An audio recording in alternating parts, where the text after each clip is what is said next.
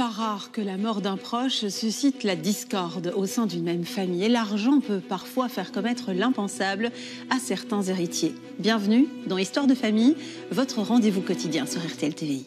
L'histoire d'aujourd'hui se déroule à Équemauville, un petit village de Normandie, une petite bourgade où Gisèle, une veuve d'elle, qu'un chausson et un bel héritage. Sur fond d'héritage, pour mettre en lumière cette affaire, j'ai le plaisir de recevoir nous avoir rejoint sur le plateau d'Histoire de famille. Jacques, vous êtes particulièrement douloureuse. Et oui, ce qui est d'abord atroce, ce sont les circonstances de la découverte. Ça, c'est dingue. Il y a encore plus... Alors, se tourner après cette découverte, parce que c'est un véritable élément en soi, ça. De l'entourage a beaucoup souffert des relations avec Gisèle, qui s'est conduite...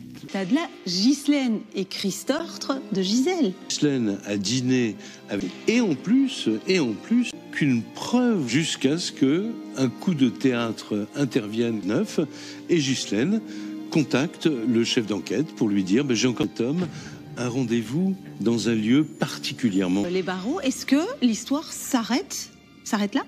Ah non, pas du tout. Après le procès, elle va être assez rapidement remise en liberté. En tout cas, en 2005, elle est remise en liberté. Il revient un nouveau coup de théâtre, une lettre qui n'est pas elle. Jacques, c'est une épopée qui se termine. A pu tuer Gisèle, finalement, on ne le sait pas vraiment. Tant que la justice est passée, on n'a pas de réponse à attendre, puisqu'il faut quand même le préciser, évidemment probant, de preuves.